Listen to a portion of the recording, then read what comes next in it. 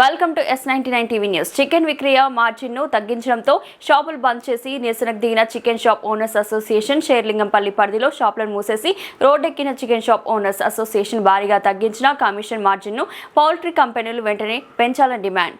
మన సమస్య ఏంటంటే చికెన్ రేట్లు పెంచారు, మాకు మార్జిన్ తగ్గించారు.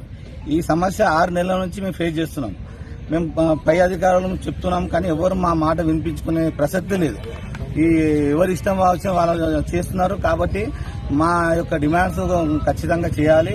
ఇంకొకటి, మేము 6 నెలల నుంచి కూడా జేబు నుంచి ఖర్చు పెట్టి వర్కర్లకు రెంట్ కట్టడం కానీ ఇవన్నీ జరుగుతుంది.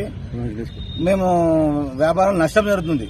కాబట్టి ప్రతి ఒక్కరూ దీన్ని గమనించి మాకు ప్రభుత్వ పరంగా కూడా మాకు సాయం కావాలి. మా బీద చాలా చిన్న చిన్న వ్యాపారాలు ఉన్న మా దగ్గర వాళ్ళకు కూడా ప్రభుత్వ పరంగా ఏదైనా ఆదుకోవాలి. బ్యాంక్ వెళ్తే లోన్ అడగడానికి వెళ్తే ఏం పని చేశారంటే చికెన్ షాప్ అంటే అసలు ముఖం కూడా చూడాడు. అలాంటి పరిస్థితి ఉంది. కాబట్టి మాపై దయించి మీ ప్రభుత్వ పరంగా కూడా కానీ మళ్ళీ పౌల్ట్రీ సంఘాలు కూడా మాపై దయించి ఈ రేట్ అనేది పెంచాలి.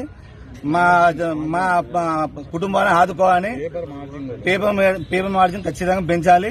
పెంచే వరకు మేము మాత్రం ఈ ధర్నా ఇంకా కొనసాగుతూ ఉంటుంది. ఎంత దూరమైనా వెళ్ళడానికి మేము సిద్ధంగా ఉన్నాం.